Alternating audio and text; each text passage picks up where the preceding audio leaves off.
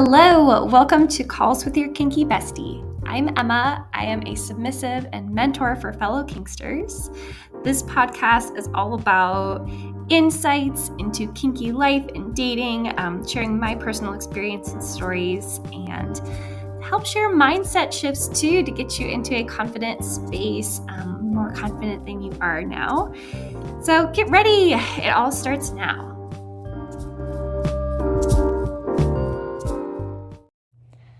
Oh, hello, my little besties. How was your weekend? Let's get you excited for this next week. We're driving. Oh my God. Am I the worst podcast host ever? The world may never know. We are diving into one of my favorite topics as of lately, because I fully acknowledge that I have ADHD and my topics of interest change on a daily, weekly, monthly basis. So this might change later, so let's talk about it now. Well, I am really interested in this topic and have so many thoughts that are fresh to say about this. So we are talking about service submission.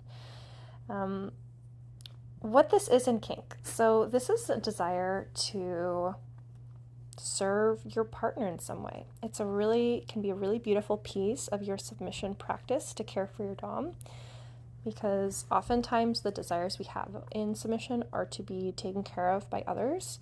So, sometimes we also have a desire to take care of our doms, or maybe, that this is your dom's love language is to be cared for and acts of service, or something that their brain understands and loves and values. So let's show that love for them in the ways that they love too. So if you do not have a dom, that is okay. This episode is for you too. I'm actually also a big part of this episode is going to be talking about ways to be a service sub to yourself, actually, to make space for manifesting service submission with a dominant partner too. So this is for you either way, if you are just desiring a dom and desiring this to be part of your kink practice in some way, or if you currently have a dom and are looking to, be a good service sub to them, even if you have ADHD or just executive functioning issues or struggle with the consistency piece. This all ties in. So very excited to do this. Let's just dive in and talk about it. So how does this relate to ADHD? So if you have a desire to take care of your partner and, take some types of tasks and services over to do for them, if you have struggles with executive functioning, or again, if you are just a person who tends to hyperfixate and get really excited about something once, but 3 months from now, it's hard to say if you'll, still be on that train and if this is still something that you'll be wanting to do later. Or who knows, maybe 6 months from now, this is still like the hot topic of your life and you're just finding different nuances for it. That's okay too. But if you just really don't know,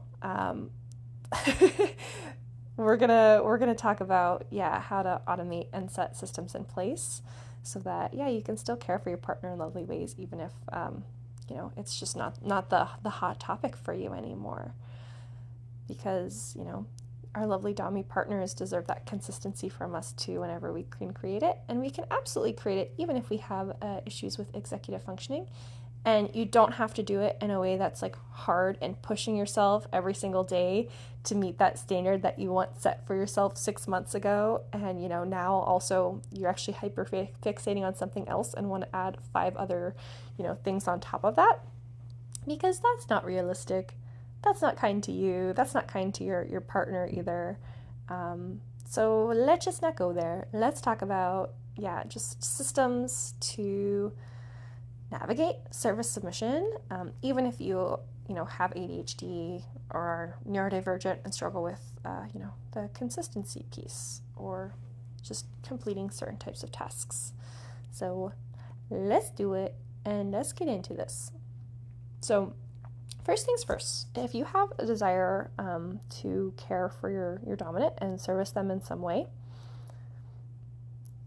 we have to, it still is going to take time to do. So the first thing you got to look at is really, clearing up your life a bit, because you can't do everything. You cannot do all the things. So let's make space so that you can service them. And that's, probably going to be a good fit anyways. Because, if you have ADHD and just like some sort of, some types of executive functioning tasks, then getting them off your plate so that you can instead go do cool kinky shit and untie your partner's shoes, that's fucking cool. Let's do that. And even if you don't have that dom yet, this is going to be a great manifesting tool to really create space in your schedule and in your capacity and in your bandwidth to care for a partner before they show up. So then whenever they do, oh my gosh, great, you've already got all these cool systems in place so that you have time and the capacity to spend with them and to service them. That is really special and beautiful. So in the efficiency productivity space, you've probably heard the terms eliminate, automate, and delegate. We're going to be talking about those things. I also have a couple others that I personally add in, which is systemize and batch, and I'll kind of take you through as well, like the order that I try to do these things in. But first I'm going to take you through how to go through these steps for yourself to eliminate or at least minimize the amount of time that you're spending on the shit that you don't actually want to do, to again, make that lovely space to do that for your partner instead, or just to spend more time on the the tasks and the pieces that you have this lovely desire to do instead. So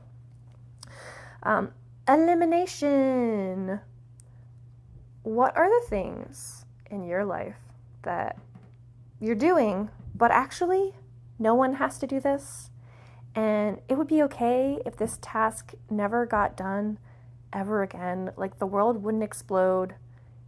You might not even get an email about it. Like, just what would happen if no one did this thing? If you look at the tasks of things on your to-do list, like, what would happen if no one did this? So an easy way to find these items is, if you have a to-do list, look at the items on your to-do list that have been there for months and you haven't done it because you don't want to do it. But that's actually okay, because it's still been on your to-do list for months. Like, your life looks different now. This thing doesn't actually, need to get done because the world hasn't fallen apart without it getting done. And it's pretty clear you don't want to do it if it hasn't happened all these months later. So just what are the things that you can totally take out of just take off your list altogether?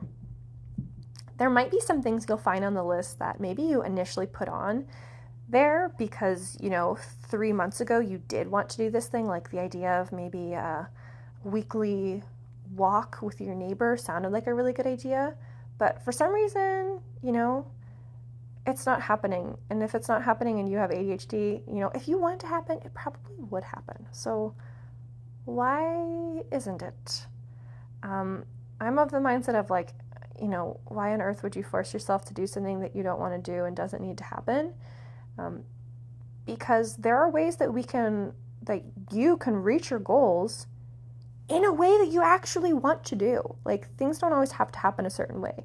You can achieve amazing things in your life with ease. You can achieve things, you can reach your goals in ways that work, again, with you and your lifestyle and your desires, and, not always totally going against them. So let's get that clear right off the bat.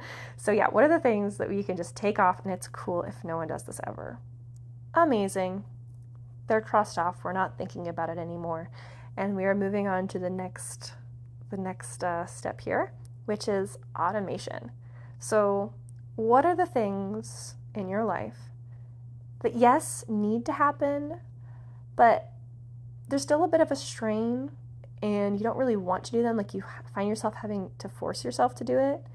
But there's, already a machine or a piece of technology or some sort of service or software out there that can do it for you instead, or at least make it a lot easier and less time consuming for you. Because this is 2023, there's a robot for everything. So for me on my list, this was things like dishes and like cleaning my floors. Like, I do not clean my floors. I don't do it unless I actually, the only times I would find myself actually doing those things is if I had some sort of motivation around fear, like, or, criticism or rejection, like, someone's going to come to my house and they're going to see my dirty floors and, judge me for it. So I'll clean my floors even though I don't want to so that they don't see it, so those kinds of things. So I invested in a fucking robot, one of those floor cleaning robots that is so cool. And just, totally takes that off my plate. So all I had to do, I had to buy that machine the one time. And every 6 months or so, I have to clean parts of it or like replace a part. Sometimes I have to, mine is a mopping robot too, so sometimes I have to like refill its water or clean out the dustbin. But it's getting this thing done for me. Every day, every week, I have clean floors because I just did this thing this one time and I very rarely do these maintenance pieces around it. And right now I'm actually looking at ways that I can can batch up, which we'll get into later, to batch up those tasks so that I have to do those things like the refilling the water tank and cleaning out the dustpan even less. But yeah, right now I basically spend 2 minutes a week to clean out the dustbin. And maybe I'm spending 2 minutes a week over the course of, a year to replace the parts and wipe it down every once in a while. But I have clean floors. Yay. I also, got myself a lovely washing machine. My apartment didn't have a washing machine. It wasn't really set up to get an actual washing machine, so I ended up getting a countertop one. And that's so great. And honestly, some of these technology pieces, I kind of counted as delegating too. Like, this is also just someone else. I kind of humanized my technology. So my robot vacuum, I named Mr. Hardwood. And yeah, Mr. Hardwood cleans my floors. He's amazing. And my dishwasher, my countertop dishwasher is named Antonio, just because, I don't know, I think that's so fun that a little dude named Antonio lives in my kitchen and cleans all my dishes for me. Like, thanks, Antonio, you're doing great. So, I find a way to make it fun and make it like a thing that I'm motivated to do. But also, like, this is something that makes sense for me and works for me and my brain. So I get pleasure and enjoyment from opening up my countertop dishwasher, seeing clean, sparkling dishes and putting them away. Like, I enjoy doing that. What I did not enjoy about, washing my dishes was touching dirty dishes, was getting, my hands wet, my sleeves wet, having to wash, sponges and washcloths that got a little stinky in the sink. And so, it just wasn't a fun time, and it took me a really long time to do as well, because I get distracted pretty easily, especially if, it's something that I don't want to do. So look at machines, but look at technology too. Like, maybe there's some sort of reminder that can be set, on an ongoing basis, at least remind you to get this thing done if it actually does need to get done. Maybe there's some sort of online service or subscription you can invest in. There's even tons of, like, this, again, this is 2023. There's so much technology out there that oftentimes, like, they're pretty generous, free, either trials of things or even just free, services that aren't, at that pro level able to do everything for you, but can just automate some pieces of your life. So I highly encourage you, as you're doing something that you don't want to do, just spend an extra 5 minutes while you're already in that flow state of doing that thing and do some research of like, what's a way that this can automatically get done so that I don't have to do it? Because I know this actually does need to get done, because if it didn't need to get done, I would just eliminate it and not deal with it. But yeah, what services or subscriptions or technology exists to help you automate that task so that it can happen, with less of your participation or even none of your participation. That's, that's really ideal. Okay, so take a little break. When we come back, I'm going to take you through systemizing, batching, and delegating as other ways to take shit off your plate. And then we're going to talk about how to do this for a dom in the service submission context and why you would want to do that. Okay, chat soon.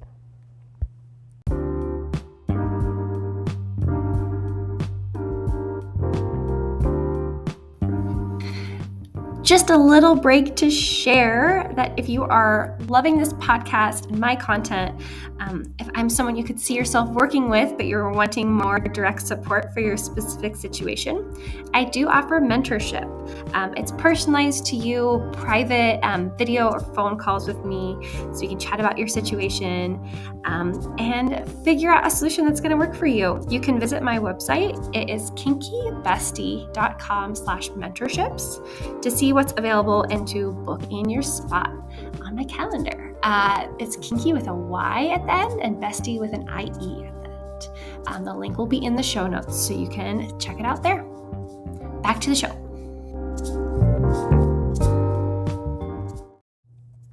Okay, hi, we're back. We talked about eliminating tasks and automating them. Now let's talk about systemizing them. So what are some of those things that are on your to-do list that you're doing regularly, but that maybe there's even just a tiny little way that you could make this a little easier on yourself with some sort of system? So one of the things that comes to mind for my personal life is laundry. So obviously, I need to have clean clothes. Laundry needs to happen. I do have technology that helps me. I have a washing machine, which might sound like a no-brainer for you, but I actually have lived without a washing machine before, where I had to wash my clothes by hand or take them someplace outside of my home to get them washed. So getting a washing machine was such a game changer. But, there's not a machine yet that takes your dirty laundry to the washing machine and folds it and puts it back in your drawers yet. That can be delegated. We'll talk about that later. But for me right now, that's not really at the list of priorities to delegate, because the systems I've set in place make this easy enough that I don't really mind doing it as much anymore. So again, try to do this in the flow of the task as you're doing it, while you're already in that mind space. And maybe if it's like a paperwork type tasks, sometimes it's hard to create those systems if you're not already doing them, because then you have to track down passwords and account numbers and phone numbers and stuff. So it's really just easiest, especially if this is something you don't really like to do, to just do it in the moment while you're doing it. So as I was doing my laundry, or just taking my laundry to the washing machine, I was noticing the steps I would have to take. So for me, that was, I had clothes everywhere. So I had to go from room to room and collect my clothes together that needed washed. Obviously then taking them and washing them. But I noticed that the putting away clean laundry piece, I would avoid a lot too. I would just avoid the task of folding and putting away my clothes. So to systemize that, I guess this kind of ties into another piece too, which is eliminating a little bit. I just eliminated one step of this little routine of doing laundry, which was actually folding them, because I realized that's what was holding me back. And, I just asked myself, hey, do I actually need to have clothes folded? Probably not. It's actually probably okay if my underwear and my socks aren't folded up, if my t-shirts aren't folded up. Even if, the other clothes that, maybe the reason I was folding them was because I didn't want them to be super wrinkly. Well, guess what? The system I can set in place instead is just getting clothes hangers and and setting up my wardrobe in a way where I can just hang all the clothes that don't need folded. So I just totally cut out the step of folding them all together. But I still need to, put my underwear and my socks somewhere. I'm not really a drawer person. That doesn't really work with my brain either, where things kind of get, visually hidden away. So the way that my wardrobe works, and if this is something you're specifically interested in, ADHD systems for clothing and laundry, go to my Instagram. I've recorded a whole tour of my closet and have a whole post about ADHD hacks for closet organization. My Instagram is, kinky bestie. That's it. And that's probably linked in the show notes too. But yeah, the way that I systemized that was, because I think before I was folding up my underwear and my socks and putting them in a rolling cart so that I could still see, where they were, but they weren't tucked away in a drawer. But I actually switched over to an over-the-door hanging shoe organizer. And the reason I did that was so that I could still see all the things I need. It's all clearly laid out, but, I can just tuck my stuff into a little cubby. So I put my matching socks in one cubby. Another way I systemize this is, instead of having to pair all of my socks, I got rid of some of my printed socks and just switched to matching, gray and white athletic socks. Or maybe if there's a pair of socks you love, well, can you just get 10 pairs of that sock you love, so then you don't have to constantly, fight the fight of matching them up together? Because, all my athletic socks that matched are the same color. I just put them in one cubby instead of having to match them in sets of two. I just wash them as I use them and put them back in that cubby, and then I've got, this endless bank, and I just have to pull out as many socks as I need for the day, So it was just a way that I was able to systemize that, to cut out some of the steps that were creating resistance, and just, ultimately making this thing easier and faster, this thing that I didn't want to do. So, okay, after all that, the next thing, if you can't get rid of the task, it still needs to happen. If you can't automate it with the machine somewhere, if you can't systemize it to be done easier, or maybe you can systemize it to be easier, but you still want to take it a step further, cool. Let's look at batching. This isn't possible for every type of task, but it is for a lot of tasks.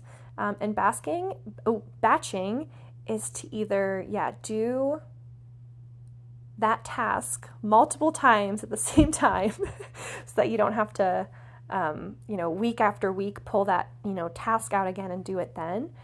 It's also can be grouping different types of tasks together so that you're doing them all at once, kind of when you're already in the same headspace too. So what this might look like for laundry, maybe, your routine now was to do laundry every day or every 2 days.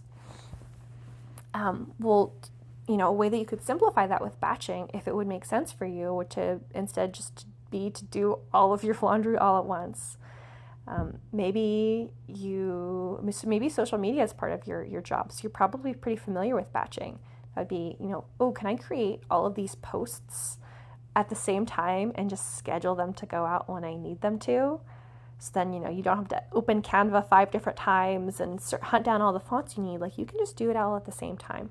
I'm actually batching right now. I batch my podcasts, so I record multiple podcasts at once, and then I schedule them to go out every week because I struggle with the consistency piece. I am a cyclical person. I have a menstrual cycle that really affects my energy, so how I feel at one part of the month might be totally different than the other. So I batch so that I don't have to record podcasts whenever I'm in the space where I don't want to record podcasts. Because I do, this is something I really enjoy. So I just kind of maximize on the periods of time where I'm really hyperfixated and excited about talking about podcast topics. I'll just do it all at once. It's just more efficient. And again, it safeguards me from that consistency piece whenever I'm not feeling like I want to do a podcast the next week.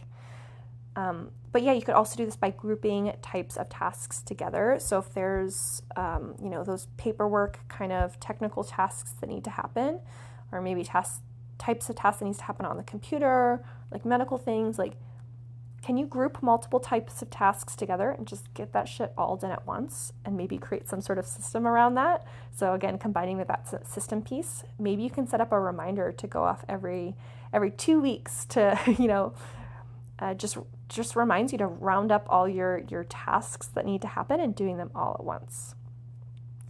Oh, and then the last piece of this is delegating. So if this is something in your life that needs to get done, but even after looking at automating, systemizing, batching, or delegating, or, well, you've looked at, all those pieces except for delegating, this is still taking capacity and it's just not something that you want to do. Well, maybe you could just delegate it out to someone else entirely. So instead, all you've got to do is, just make sure you're paying this person or something on a schedule, or maybe that's even automated. So it just automatically comes out of your bank account and this thing is done for you. So whatever, we're talking about laundry. Let's just keep talking about laundry. You could totally delegate out your laundry. Like you could get like an in-house, person to come to your house and wash your laundry for you there. And maybe they're doing that alongside other tasks that need to happen in your home. Maybe it's working with a laundromat that can do some of those pieces for you. There's just so many different ways this can go. Again, delegating can also be, working with some piece of technology or machine that can be considered delegating too. But this is especially important if you're really operating at a level, if you are a skilled person who has some sort of, of job that is able to pay you, like you can, instead of spending 5 hours a week on laundry you hate, if you're able to pay someone to do that for you with 2 hours of work that you care about and want to do instead, and then that pays for someone to take care of that boring shit for you, why wouldn't you do that? This is something that some blocks might come up for you around like worthiness, or just, fear of wealth and class divides and things like that, like, hiring people to work with you. I get that. So maybe that will be a podcast episode later. If this is something you're interested in, oh my God, send messages to me and we can talk about it. This is something that I'm still working through a little bit too. So I have, in the past, I've hired cleaners to come to my house and take care of things for me. And it's something that I struggle to do consistently too. And even when it was happening, I felt a little weird, being outside of my home and someone taking care of those pieces for me. But it was such a gift to myself. It was a gift of my time back, because, because this was their job and something that they're interested in doing. I worked directly with someone locally, like this was their small business and this thing that they liked to do. I was able to support them on, on their goals and what they wanted to do. And then they were supporting me towards my goals, so then I was able to free up time to work on my business instead and, reach more people and help more people in this kink space. So look at this, and then go through all these steps again, look at them that way as well. Okay, so these are like high level descriptors, and I did take you through some specific examples of way that you could do this for your own life. But hey, you're in this podcast because you are interested in service subbing for someone else, either someone that is currently in your life or someone that you want to be in your life in the future, something that you desire. So you could totally go through all of these steps too for things that you want to do with your partner. One of the personal examples I'll bring in, because I have a little bit of a service submission desire as well. I felt called a few months ago to just, I wanted to, when I entered either my home or my partner's home, I wanted to take my dom's shoes off for him. And it was something I really enjoyed doing, but later on my kink path, it just didn't scratch the same itch anymore. It wasn't something that I wanted to do. And I realized that was one of those things that could be eliminated. Like, this is something that no one actually had to do. Like, no one had to take my dom's shoes off for him. He was perfectly capable of doing that for himself. And so that was okay if when I decided a few months later that actually I don't want to do this anymore, it was okay that I didn't have to, because, that thing didn't need to happen from someone else. Like, my partner is capable of doing that themselves too. So there are probably a lot of tasks in your service submission that are things that, again, don't actually need to be done by anyone really, but you're just feeling this desire to do it. So it's okay to acknowledge that, this is something that doesn't actually need to happen. So it's okay if in a few months I don't want to do this thing anymore. Like, the world won't collapse, things will be fine. I can communicate that, and yeah, we can move forward in a different way. But especially if there are things that like are non-essential services that you want to take on. If you're wanting to take these on, but something is stopping you, like the time, or something like that, or just the bandwidth, like you're totally zapped after taking care of your own to-do list, go through these systems for your freaking life so that you can free up some of your time and capacity to be able to, have that time and attention to do that for someone else. And then I'd really recommend leaning into the automating, systemizing, and batch piece for whenever there's something you're interested in, you're wanting to serve your partner in a certain way. But again, this is a hyperfixation now, and you're not sure if this is going to be a consistent thing. You can totally take that hyperfixation energy that you have now to set up strong systems so that, you're able to manage this for your partner over a longer period of time.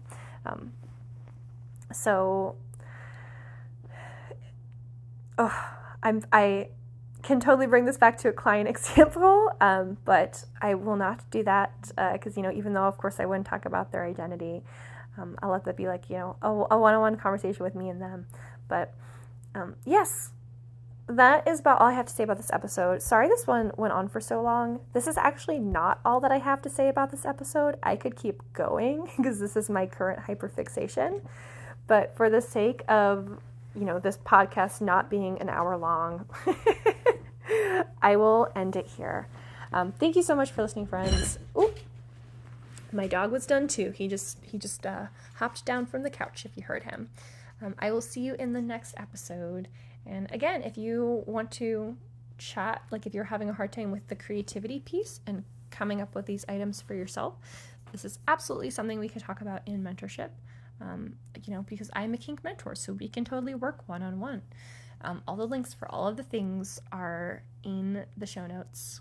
I also realized I do have an Amazon storefront, so I'll post that too if you're interested in the robot vacuum and the robot, like the countertop washing machine that I use. And maybe I'll find some other machines I like to use too that I'll throw in there as well. So that, you can learn about those too if that seemed like a system that could work for you. And I will chat with y'all in the next one. Goodbye.